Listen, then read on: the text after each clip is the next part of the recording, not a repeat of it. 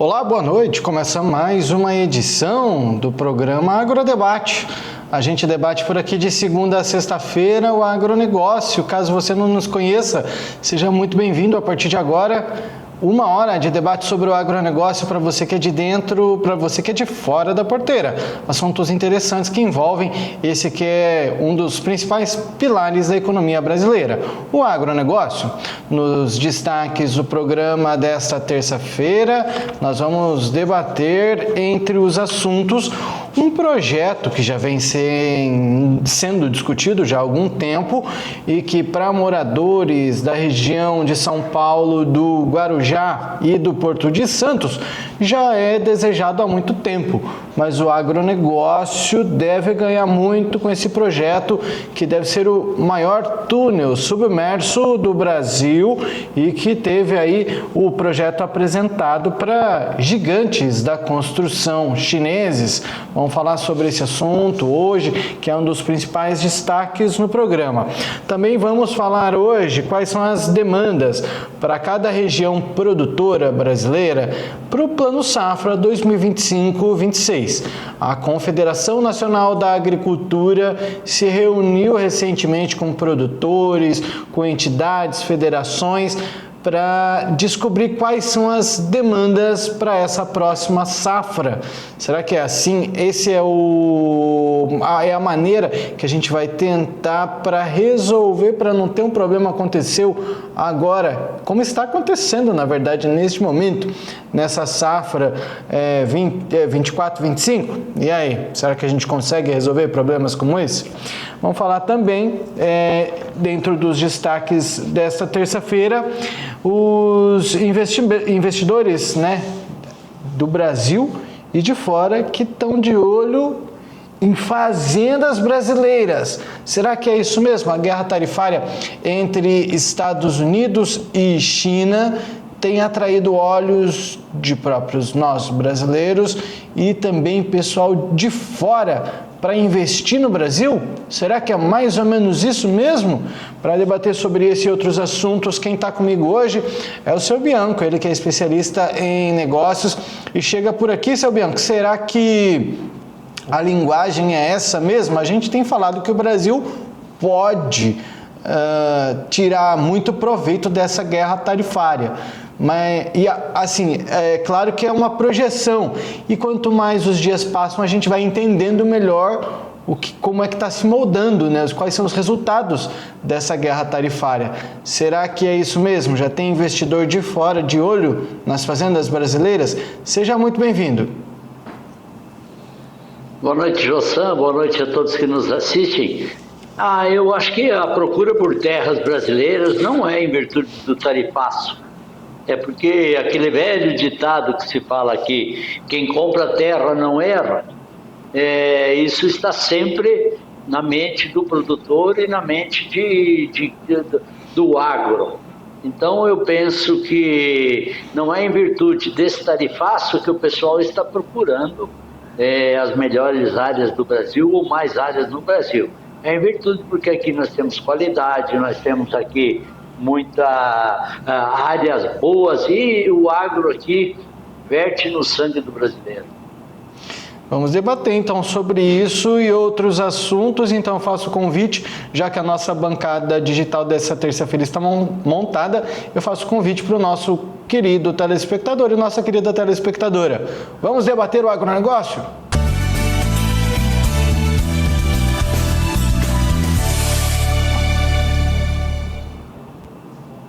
Bom, seu Bianco, no primeiro assunto de hoje a gente vai falar sobre as demandas de cada região produtora para o Plano Safra 2025-26. Crédito rural, no final das contas, o que é que a gente precisa? O que é que cada uma das regiões precisam?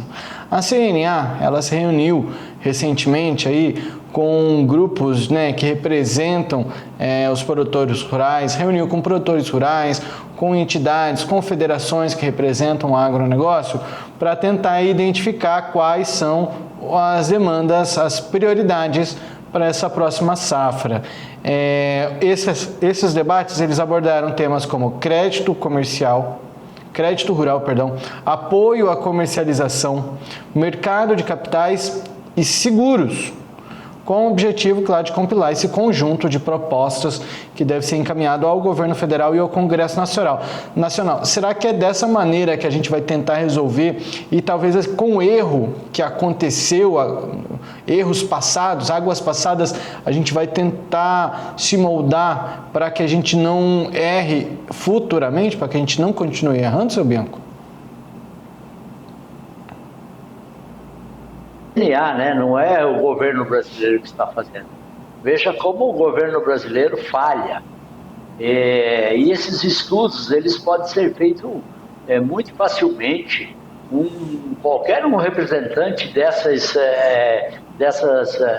desses estados brasileiros, ele pode, num curto tempinho aí, explicar para o governo aonde é que você tem que aplicar mais ou aonde é que você tem que aplicar menos.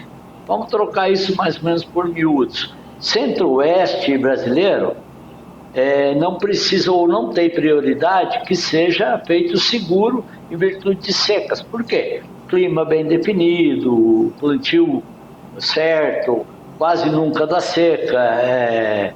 Uma vez a cada 30 anos que tem intempérie de tempo no Centro-Oeste. Sul do país já são secas a cada mais seguidas. Então, a prioridade do sul do país não é a mesma do Centro-Oeste. Por quê? O sul do país tem mais secas, então tem que ter o seguro, né?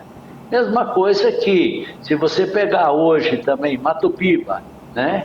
Que são locais que estão hoje bombando no agronegócio, que está fluindo muito bem. Porém, são fronteiras agrícolas que estão sendo abertas agora, no momento. Aí eles precisam do quê?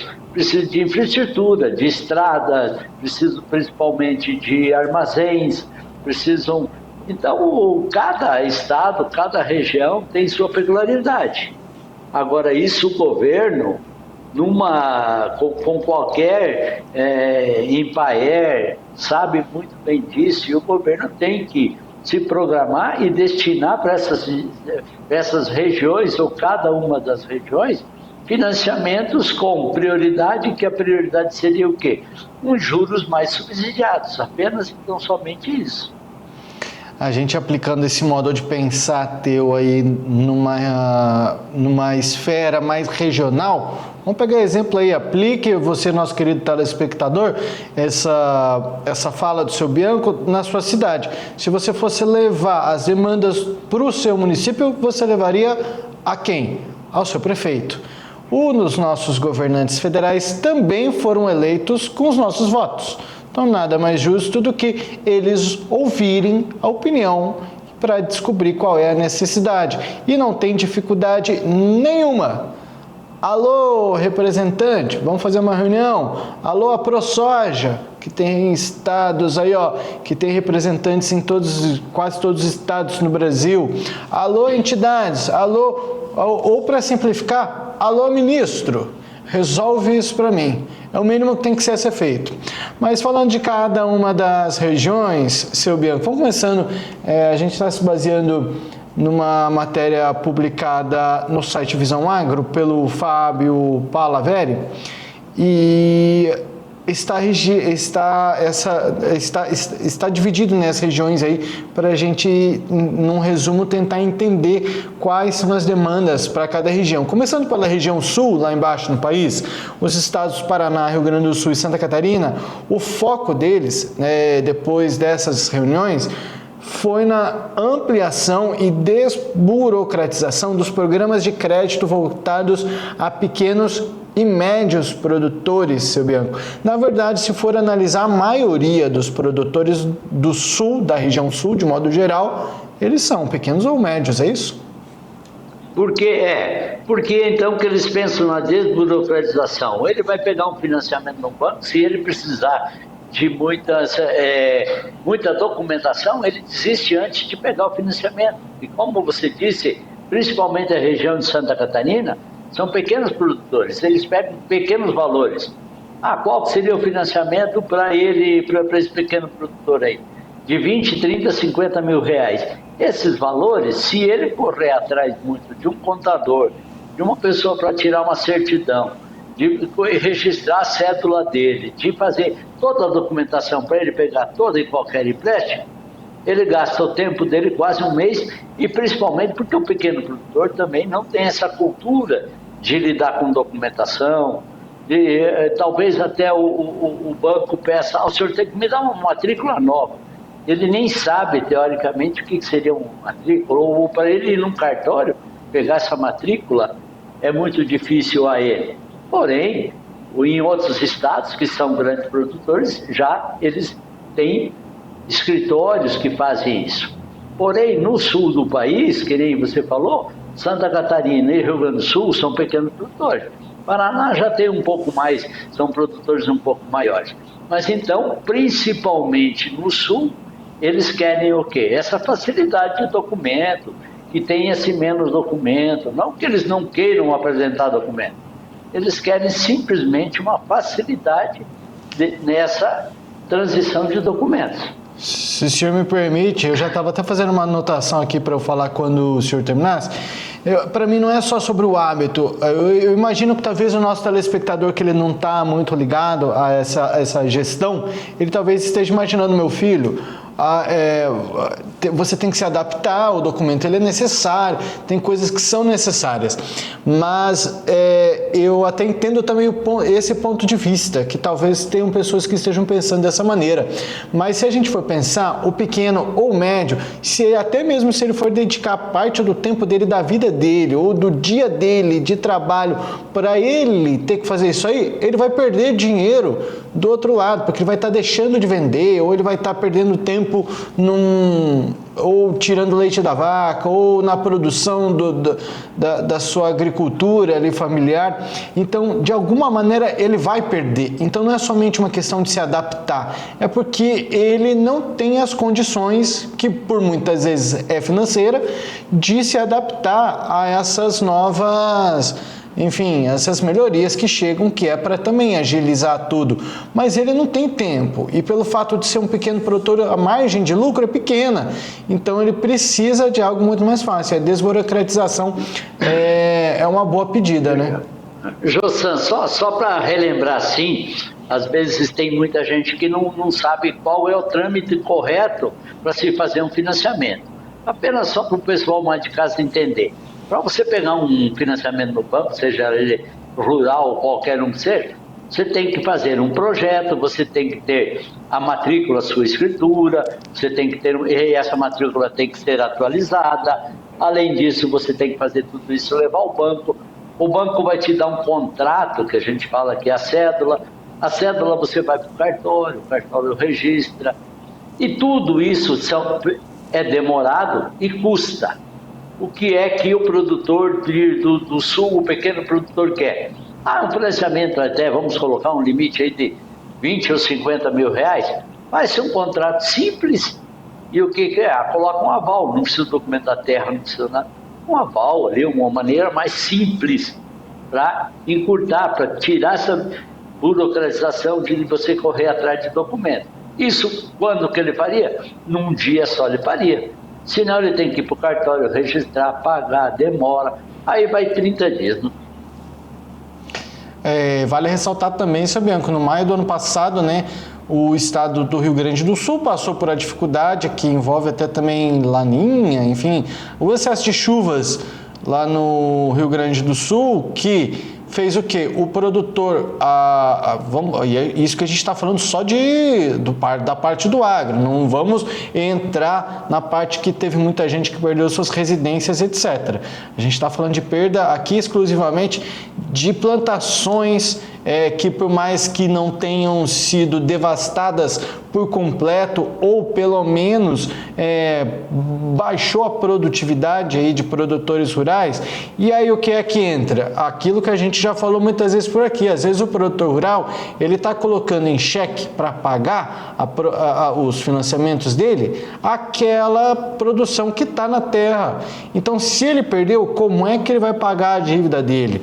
Depois, como é que ele prorroga a dívida dívida do crédito rural, que a gente falou até outro dia por aqui, das taxas de juros, né? De não mudar as taxas de juros para esse que tem que refinanciar a sua dívida. Enfim, essa é uma demanda também de produtores, principalmente do Rio Grande do Sul.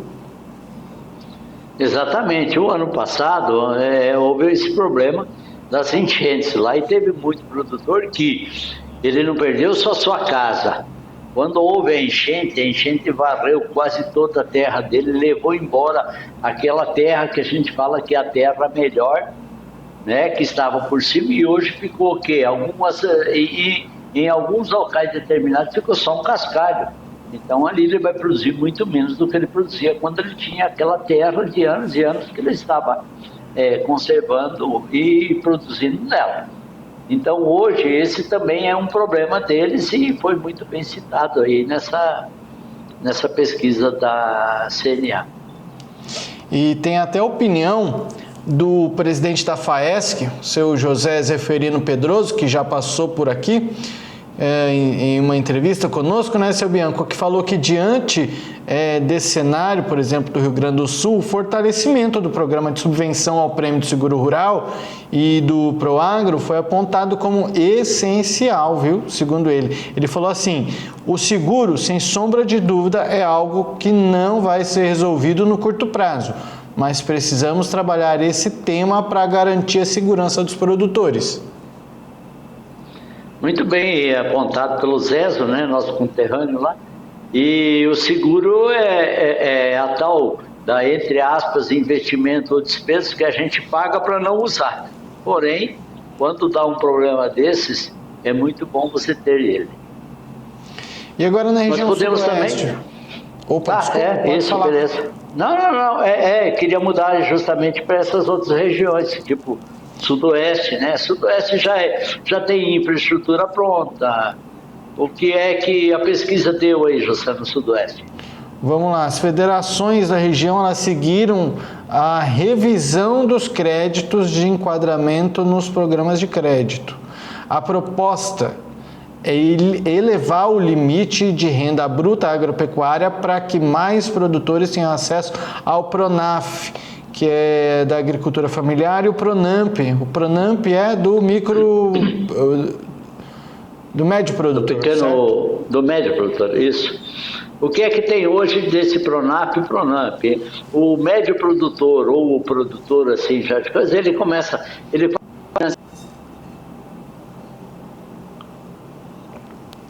probleminha aí com você, Bianco.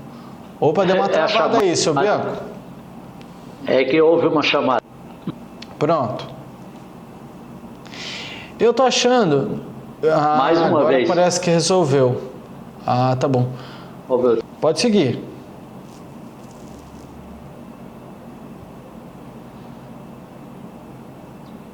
Houveram 3 chamados aí. Não, tá bom. Então, vamos fazer o seguinte. Vamos fazer o nosso primeiro intervalo comercial. A gente continua falando sobre isso logo depois.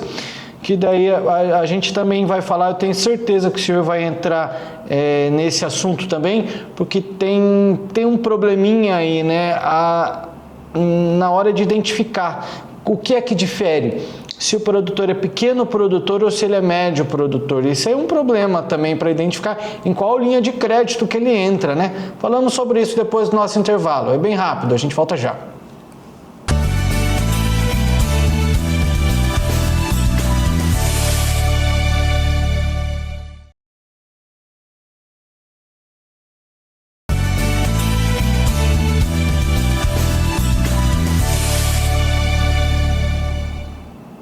Agrodebate dessa terça-feira está de volta e a gente está debatendo agora, né, nessa rodada aqui de debates, quais são as demandas de cada região produtora para o Plano Safra 25-26, que foi uma demanda buscada pela Confederação Nacional da Agricultura. Vamos lá, a gente no bloco anterior, junto ao seu Bianco, nós falamos sobre a região sul e começamos a região sudeste. Vamos continuar esse debate agora com o seu Bianco, que volta aqui na tela comigo. Seu Bianco, eu tinha falado, né, no bloco anterior, que um dos principais problemas, né, é o acesso ao PRONAF, que é o programa para agricultura familiar e o Pronamp, que é o médio produtor. Às vezes a dificuldade é até de definir aonde é que aquele produtor que ele está no limite entre agricultura familiar e médio produtor. E aí, em qual linha de crédito que ele se encaixa melhor? Esse é um problema, às vezes. O limite existe para o pequeno produtor, até R$500.000. Se você faturou no ano anterior, vamos hoje, se você faturou no ano de 2024, a declaração de imposto de renda foi 499.900, você se encaixa em pequeno produtor. Se foi 500.001, você já vai para o médio. Então o médio ele não tem direito ao Pronaf. De 501 a 2.400.000 é o médio, e acima de 2.400.000 por ano já é grande produtor. Isso é o que você vendeu com notas fiscais no ano passado, no ano de 2024. Não há como escapar. Eu faturei 550.000, eu vendi 50.000, era do meu filho lá, da minha... Não interessa, saiu no seu nome, é aquilo e pronto. Outro problema também, o seguro rural, né? Principalmente falando, aqui os representantes chamaram a atenção para a redução da área coberta pelo PSR, que é o Prêmio do Seguro Rural, né? Que é de 13,69 milhões de hectares em 2020 para 7,3 milhões em 2024 devido à limitação orçamentária. Isso aí provavelmente lá no Sudeste eles tiraram algumas áreas, desclassificaram algumas áreas que poderiam ir para o seguro rural. E isso o produtor não gostou muito porque lá também tem muitos problemas de seca, né? Excesso de chuva, geada também. E enchentes geada, também. Tem quase todos os problemas, só geada, seca, chuva demais. É uma região que ontem nós falávamos, né, numa conversa pessoal, o Mato Grosso, principalmente a região central, ela não tem todos os climas muito bem definidos. Ou é chuva ou é seca, o produtor já está preocupado, não tem que lidar com as 4 estações e com essas mudanças climáticas repentinas que podem acontecer às vezes em questões de horas. Na região centro-oeste, seu Bianco, nós temos aí Goiás, Mato Grosso do Sul e o Distrito Federal, que entra nessa lista, e que apontaram a necessidade de revisar o limite de renda bruta para acesso ao crédito e defender um aumento no teto do financiamento dos programas de investimento. Os investimentos nessa região, na região centro-oeste, são muito altos. Grandes fazendeiros, grandes fazendas, grandes investimentos, e cada vez deve existir mais. Já o centro-oeste está já tendo logística mais ou menos boa, ou proporcionalmente quase, vamos dizer, Brasília, Goiás, Mato Grosso do Sul e o próprio Mato Grosso até uma determinada região, eles têm logística boa já, estradas boas, mas falta muito armazenamento, porque como você mesmo já citou nos programas anteriores, a produção está crescendo nessa região em torno de 10%. E a capacidade de armazenamento cresce só 5%. Então, como que vai solucionar isso? Principalmente tendo mais recursos para que se haja mais financiamento para esses armazéns. Outro ponto muito importante para o Centro-Oeste, também para o Mato Piba, que tem uma região, como você falou, muito bem definida de seca, seria a irrigação.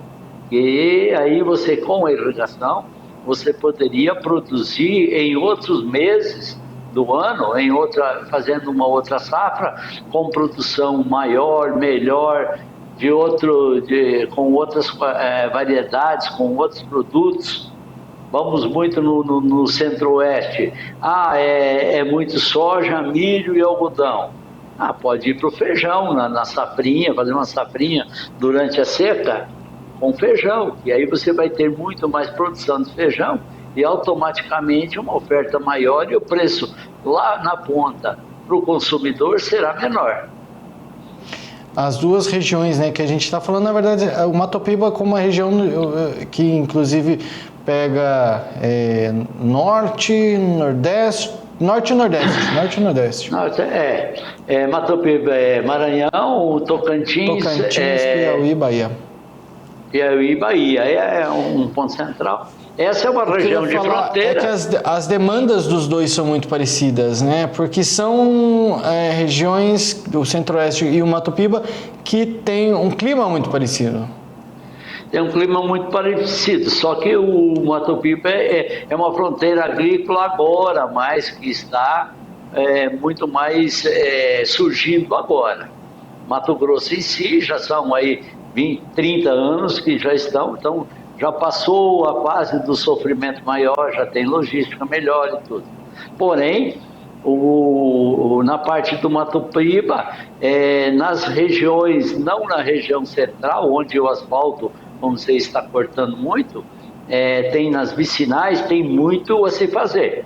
Então, a preferência deles seria o quê? Não tanto estradas, né? Mas, porém, capacidade de armazenamento. Por quê? Porque você tendo silos e secadores na tua lavoura, você vai guardar seu produto e você tira exatamente no período em que tem menos chuva. E daí não tem um frete muito alto. E você estando com o produto guardado dentro do seu armazém, ele já está seguro. Além da armazenagem, também investimento em pecuária também foi mencionado, viu, nessas reuniões. O setor cobra melhores condições para a recuperação de pastagens e incentivos ao melhoramento genético, que também é uma demanda que tem crescido e muito. É muito bom também, porque a pastagem também, hoje, a fronteira agrícola, a fronteira de soja, ela foi, entre aspas, foi avançando dentro das terras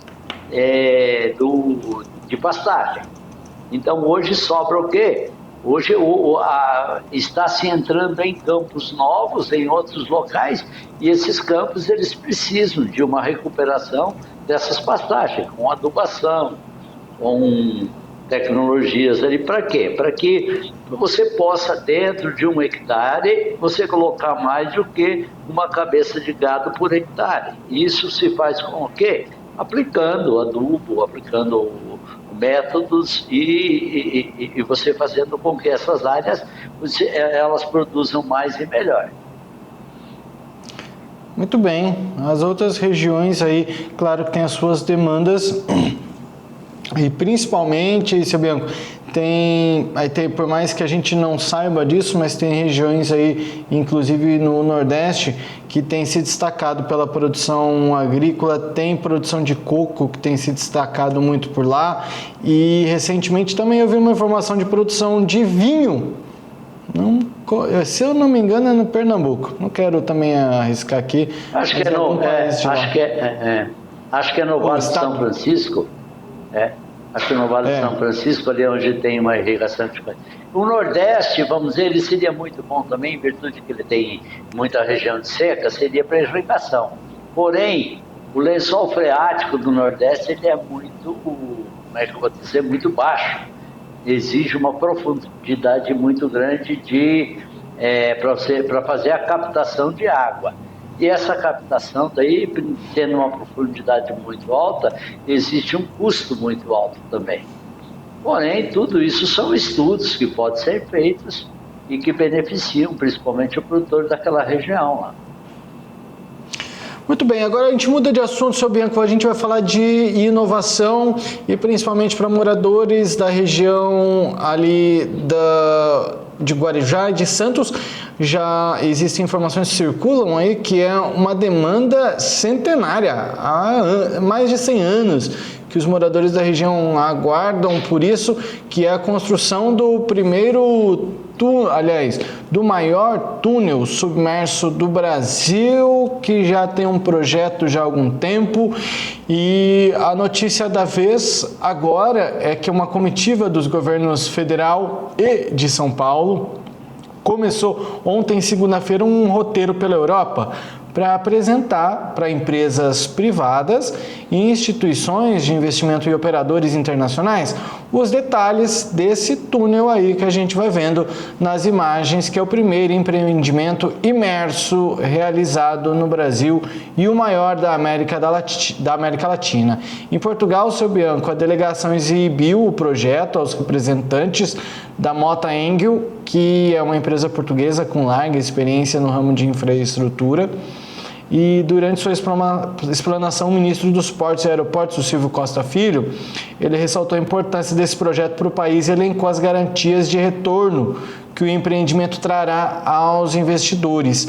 Então, a gente está buscando investimento particular, privado, para algo que não deveria ser uma responsabilidade do nosso governo, ou o senhor, como na sua experiência em negócios, desse projeto que a gente está vendo aí, desse túnel, que vai resumir muito, principalmente o trajeto para o agronegócio, e é por isso que a gente está falando, trazendo ele em pauta hoje aqui no Agrodebate, porque é um trajeto que ele é muito perto do Guarujá para Santos.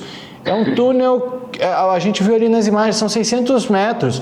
O túnel vai ter 1,5 km. Então a gente vê que ao invés de você dar uma volta para você chegar até Santos, é muito melhor você passar por ali. Existe até uma expectativa de uma travessia de 2 minutos. A gente estava conversando antes de começar o programa, né, seu Bianco? Caminhoneiros que passam ali pela região devem levar em torno de 1 hora para fazer a volta para conseguir chegar ao Porto de Santos. Com a construção desse túnel submerso, 2 minutos seriam suficientes, mas isso não era uma responsabilidade exclusivamente federal, ou buscar incentivos fora também é uma boa alternativa, na sua opinião? Jussano, eu acho que essa travessia, ela já fazem 100 anos que falam dessa travessia, né? Essa travessia entre Santos e Guarujá ela vai beneficiar muito os moradores dessas 3, 4 cidades, porque aí Cubatão também entra, né? Santos, Guarujá, Cubatão, quase toda a Baixada Santista iria se beneficiar disso. O agro se beneficia, porque vai para o porto, né? E isso automaticamente encurta a distância aí, vai encurtar, se não me engano, seriam 50 quilômetros, então vai ficar aí em torno de 2 quilômetros. Isso é muito bom. Só que governos brasileiros, desde 1927, passaram e todos eles iam prometendo que iria sair. Agora, nesse governo, principalmente por causa do governo de São Paulo, né, do Tarcísio Freitas, que é governador de São Paulo, e ele foi ministro de infraestrutura do governo Bolsonaro. Então, ele tem muito essa grande vontade de fazer isso. E aí ele solicitou ao governo federal, eles iriam fazer uma parceria entre os dois, 50% de cada um no custo desse túnel. O que é que o governo de São Paulo, o governo brasileiro, foi para fora do país buscar investidores, principalmente empresas especializadas, que elas poderiam vir construir e ficar com o pedágio, né? Então, isso também é uma boa ideia, porém, igual você falou, é obrigação do governo de se fazer isso, só que o governo tem tantas obras para fazer e ele destina principalmente os recursos do governo, entre aspas, mal destinados, se gasta mais do que se ganha e se gasta mal, e aí deixa-se principalmente o consumidor sem ter essa condição. Mas eu acredito que agora, em virtude de que o Tarcísio de Freitas está envolvido nisso, eu acredito que agora possa sair sim, hein? E a gente vê aí imagens, se o Paulo puder segurar ali, Paulo, bem aquela imagem ali, o fluxo ele deve melhorar muito. Olha aí, olha a distância entre uma cidade e outra. A gente está vendo a distância entre uma cidade e outra. Olha, o Guarujá e Santos ali, Seria a construção de um túnel que ao invés de você dar a volta lá por cima, você, seria por aqui. É isso, eu não estou me localizando bem, nunca estive lá também. Mas em vez de dar uma volta que seriam de 50 quilômetros, né, seu Bianco? A gente faria, o produtor rural, é facilidade para o escoamento da safra. Exatamente, essas duas cidades aí você poderia dizer, mas por que não interliga isso por ponte? Que daí seria até, teoricamente, mais coisa. Existe um trânsito muito alto de navios, justamente nessa baía aí. Então, isso causaria, vamos dizer, um custo elevado daí o próprio navio não encosta lá, tem que ser pessoas especializadas para encostar, isso tudo atrasa aí quase. Então, hoje nós temos o Porto de Santos. O Porto de Santos como é que eu vou te dizer, é um xodó do Brasil, é uma coisa espetacular. Não vamos estragar o Porto de Santos fazendo-se uma ponte, seja ela estaiada, seja ela o tipo de ponte foi. Houve aquela sugestão de se fazer uma ponte grande, porém só deixar, eu não me lembro como que se chama, levadiça, né? Deixaria só uma parte onde os navios passam. Só queria criar um transtorno. Assim, né? Isso. Iria criar um transtorno muito grande, justamente para os navios. Então, nós temos consolidado os navios e temos o Porto de Santos como sendo ótimo e está em expansão o centro de Santos, como nós mesmos noticiamos há uns dias atrás. Então, não vamos estragar o Porto de Santos. Vamos fazer um túnel, mesmo que custe mais caro, mesmo que no Brasil nós não temos tecnologia, mesmo que seja tudo isso. Vamos aprender, vamos trazer, e principalmente o governo de São Paulo e o governo federal foram atrás das empresas que são especializadas em se fazer túnel, em se fazer hidrovias. Então, eles foram atrás principalmente de empresas especializadas e esperando uma proposta deles. O que é que vocês querem para se fazer o túnel? Quantos anos vocês querem de pedágio? O que vocês querem? Eles podem vir fazer e daí o pedágio cercado. Aí é uma opção sua, se você vai dar a volta ou se você vai pagar o pedágio. E antes que alguém fale, né, assim, mas alguns minutos, talvez de 50 minutos para 2 minutos, 40 e poucos minutos que vai perder, é tanta coisa. Mas a gente está falando de um escoamento de uma safra saindo de um estado de Mato Grosso, do Mato Piba. Olha, Mato Piba já vai para o outro lado, mas a gente está falando de escoamento de safra. Essa commodity para chegar no Porto de Santos, ela não saiu ali de perto, ela saiu de muito longe. Então, o investimento em cada um dos pontos, cada centímetro de rodovia, ou seja, onde lá que esse caminhão, ou seja lá o que for aí para escoamento da safra passe, tem que estar em condições impecáveis para que a gente diminua o tempo desse frete para baratear e, enfim, a gente conseguir cada vez melhorar a situação, né, seu Bianco? Olha aí, você tá aparecendo nas imagens, né, os túneis, eu nunca imaginei que seria assim, né, que ele vem praticamente pré-fabricado, né? Interessante, né? Muito interessante, é? Legal ver esse projeto. Olha, tem a possibilidade até de tráfego, como é um turno que vai ser ciclovia, pequeno, né? Vai ter a possibilidade de tráfego aí, por pedestre, por bicicleta, enfim. Muito interessante, é um projeto muito bacana. Estamos torcendo para que dê certo, que os investimentos venham. Muito bom a gente ver projetos assim de futuro, projetos que de repente se fazem 100 anos que estão no papel e que agora eu sinceramente estou acreditando que possa sair. Combinado, então, continuamos também de olho mais nesse assunto e esperamos em breve ter retorno sobre isso. Vamos fazer mais um breve intervalo comercial e no próximo bloco a gente volta para falar de 2 assuntos. Um deles é a ADM, que anunciou que vai fechar uma fábrica de processamento de soja nos Estados Unidos. E outra notícia é o impulsionamento do mercado de fazendas no Brasil. Será que isso de fato está acontecendo? Tem investidores, claro, dentro do Brasil e fora, de olho nas fazendas brasileiras? A gente fala sobre isso já já. Voltamos em instantes.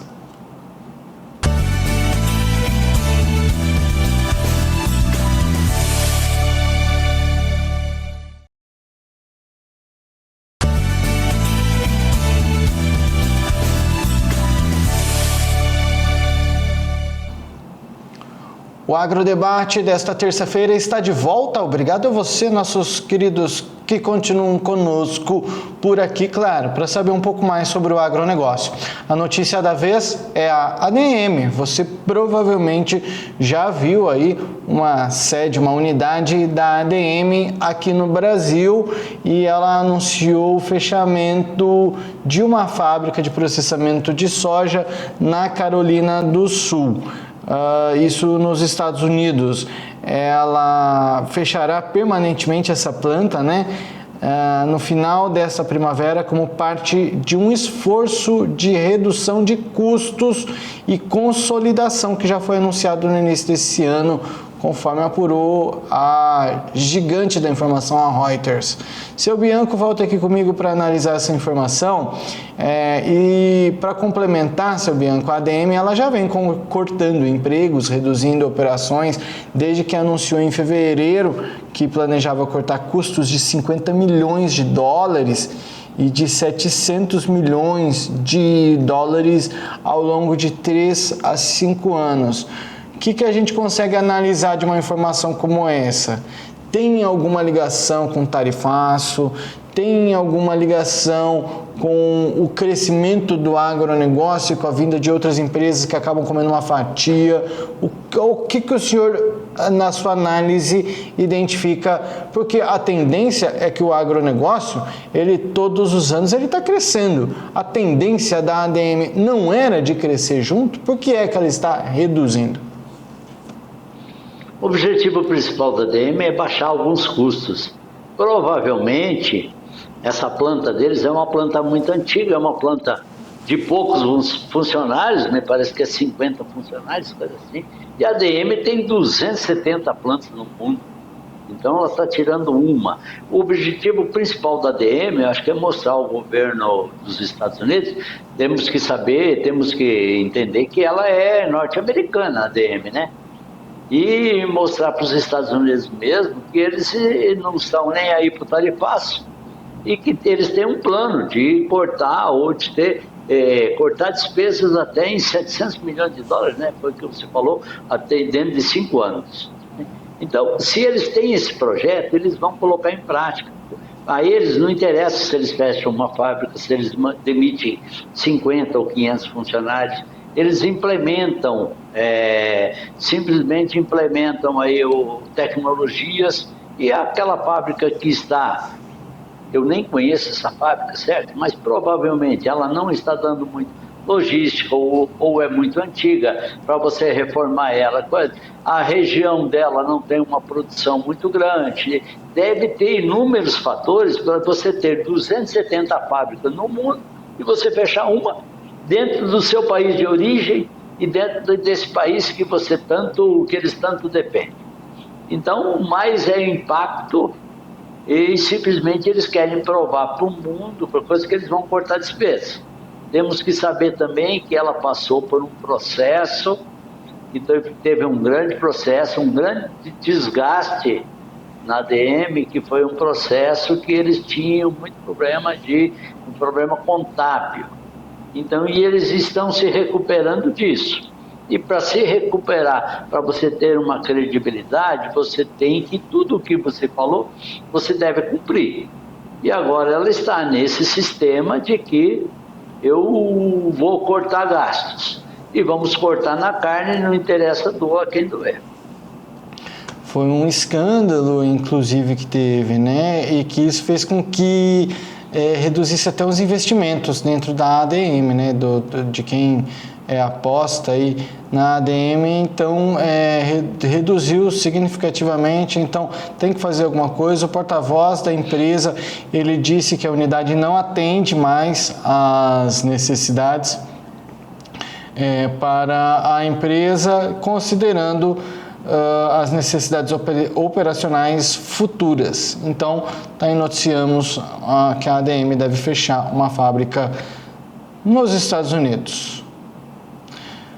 Nossa última informação de hoje, seu Bianco, é a valorização das terras brasileiras. Será que isso tem alguma ligação? Tem gente falando que é por conta da guerra tarifária, Estados Unidos e China. O senhor já falou no início do programa que a sua opinião diverge um pouco, mas a notícia que está no site Notícias Agrícolas diz o seguinte: a disputa econômica internacional, intensificada pelo presidente dos Estados Unidos, Donald Trump, e focada na China, continua a gerar desdobramentos surpreendentes no cenário global. Retaliando a taxação imposta pelos Estados Unidos, o governo chinês suspendeu a compra de carne bovina. Acho que vocês estão me ouvindo bem? Está acontecendo... Para mim deu uma cortada aqui, Paulo. Está tudo certo aí? Vocês estão me ouvindo bem? Tudo certo. Tudo certo, pronto, tá bom. Então talvez o problema seja aqui comigo, eu vou tentar trocar de fone, porque para mim deu uma interrompida bem aqui, bem rápida. Mas eu sigo com essa informação. Vamos lá. Seu Bianco, resumindo, eles estão apostando, tem uma notícia aqui que aposta que essa valorização das terras, né, o mercado de vendas de fazendas no Brasil está impulsionado e que isso está diretamente ligado a essa guerra tarifária. Vamos ouvir a tua opinião, que ela é um pouquinho diferente. Na verdade, eu acho que uma informação completa a outra. Jussan, eu não acredito na informação de que esteja simplesmente esse fato de que esteja sendo procurado terras no Brasil em virtude do tarifaço. O tarifaço, ele não é assim, ele não é uma coisa que vai ficar por muitos e muitos anos. Hoje, Estados Unidos estão vendo que é ruim, a China está vendo que é ruim, está sendo ruim para as duas partes. Então, eu vou te dar um outro exemplo que eu acho que a procura de terras no Brasil não é em virtude disso. O que está acontecendo na China hoje com as empresas da China, principalmente? Tem muitos chineses sendo demitidos, muitas fábricas sendo fechadas e até alguns funcionários se revoltando, e parece que tem até uma fábrica lá que eles até incendiaram a fábrica. Então isso faz com que a China tenha o quê? Menos salário, menos emprego, menos dinheiro, haverá o quê? Menos consumo. Havendo menos consumo, haverá menos compra de produtos nossos, que seja a soja, ou o produto mesmo, ou o frango, a carne, que seja. Eles vão consumir menos, por quê? Porque haverá menos pessoas empregadas e haverá menos recursos, menos dinheiro girando no comércio. Então isso faz com que a população toda ela dê uma freada, ela segure no seu consumo, ela veja que o mundo pode entrar em recessão, poderá haver crises. Por quê? Porque não se sabe quem é que vai ser o primeiro a abrir mão desse tarifaço. Sem que abra-se mão desse tarifaço, haverá esses grandes problemas. Eu estou vindo no Brasil para me comprar mais terras, porque eu acho que Estados Unidos não vai vender mais soja para a China, e daí nós vamos vender toda a soja da China. Nós vamos vender soja para a China, soja ou uns produtos quaisquer, se dentro nesse momento eles tiverem para quem consumir. Se eles diminuírem o consumo deles, simplesmente eles não vão comprar dos Estados Unidos, vão comprar do Brasil a mesma quantia. Por quê? Porque diminuiu o consumo. Então o mundo tem que se programar ou planejar para que aumente-se o consumo e que uma pessoa do mundo viva melhor, se alimente melhor e tenha melhores condições de sobrevivência. Não adianta nós pensar que quanto pior é melhor. Quanto pior é pior para todos. Nós temos que adotar a sistemática de que quanto melhor para o meu vizinho, para o país vizinho lá, ou para quem quer que seja, é melhor para mim também, que eu possa me beneficiar disso. Então as terras... Pode. Se for pensar desse jeito, seu Bianco, só fazendo uma brincadeirinha aqui, às vezes linkando com o futebol, é só torcer para o time que está ganhando, só, senão eu vou ficar torcendo só para aquele que ganhou. Então, onde estiver dando dinheiro, eu vou seguindo. Isso, então você tem que torcer para que todos ao seu redor, vamos dizer, ao redor do Brasil, todos os países ganhem dinheiro, certo? É mesmo aquele exemplo que a gente sempre fala, José, não adianta se dentro de uma comunidade só você ganha dinheiro, e aí você tem seu celular muito bonito, você vai querer vender seu celular um dia, você não vai ter para quem vender, porque ao seu redor ninguém tem condição financeira para comprar o seu celular. Você iria comprar um celular muito melhor, muito mais programado, muito mais sofisticado, porém você não vai poder vender o seu. Então todos ao seu redor devem ganhar dinheiro para que todos sejam beneficiados. Então nesse pensamento, as fazendas, o agro sempre cresceu no mundo inteiro. O agro tem espaço para todo mundo crescer. O agro é muito bom e produz alimento para todos. Então, em virtude disso, é muito bom que venham para se comprar terras ou que venham para o Brasil com um objetivo de investimento. Porém, mas aí entra um entrave, né? Entra um entrave que é a dificuldade imposta pelo governo brasileiro de estrangeiros comprarem, adquirirem terras no Brasil, né? Isso não pode. Estrangeiros não podem comprar terras no Brasil, né? Mas eles vêm, igual o COFCO chinês, eles vêm, eles montam empresas que trabalham com o agro. Eles fazem parcerias com brasileiros, isso sempre tem um jeito de eles adquirirem isso. E eu acredito assim que as terras brasileiras vão ser sempre muito mais valorizadas, porque o agro está no sangue do brasileiro, o agro bomba no Brasil, e o agro, nós somos muito bons no agro comparados com o mundo, com todo o mundo. Essas informações também, seu Bianco, elas vêm por conta de o que a notícia classifica como evidências, que já estão sendo observadas aí. Jorge Oliveira, CEO de uma plataforma chamada Chãozão, que é especialista em anúncios de propriedades rurais, revelou um crescimento expressivo na busca por fazendas na última semana. Ela disse assim: notamos um aumento de 40% nas consultas, especialmente por fazendas voltadas à produção de soja e criação de bovinos, dos quais metade está concentrada em propriedades para arrendamento agrícola em Goiás e Mato Grosso. Apesar disso, os preços ainda não subiram, mas é provável que os valores sejam ajustados em breve, conforme a procura cresce. Quando a gente fala de Mato Grosso, esse crescimento e essa busca pelo Mato Grosso também já é algo que é esperado. Eu também já mencionei por aqui que nos próximos 40 anos, Mato Grosso é o estado que mais vai desenvolver. Ele vai crescer mais, ele vai desenvolver, e isso tudo porque a mentalidade de pessoas, vai acontecer o êxodo de pessoas de grandes cidades querendo sair de lugares, centros urbanos onde a criminalidade está alta, a dificuldade de acesso a algumas coisas. Claro que você tem suas facilidades, eu não estou dizendo que não é bom morar em grandes cidades, mas no interior você tem também os seus benefícios. Agora, deve acontecer esse êxodo de pessoas de grandes cidades para cidades pequenas em busca de uma melhor qualidade de vida. Agora, como que você vai ganhar dinheiro no interior? A agricultura é uma boa saída, então às vezes está ligado a isso também. O agro ele tem, e a região, principalmente a região centro-oeste, ela tem muitas oportunidades do agro, segmento, tem muito a crescer. A gente fala que o agro brasileiro é espetacular, só que tem muito a crescer com genética, com novas sementes, variedade de tipos de inseticidas, vamos dizer, quanto menos inseticida você aplicar, com mais eficiente, você vai gastar menos. Então, o que é que nós temos que ter? Aplicar muito, estudar muito, criar muito, que sejam esses insetos.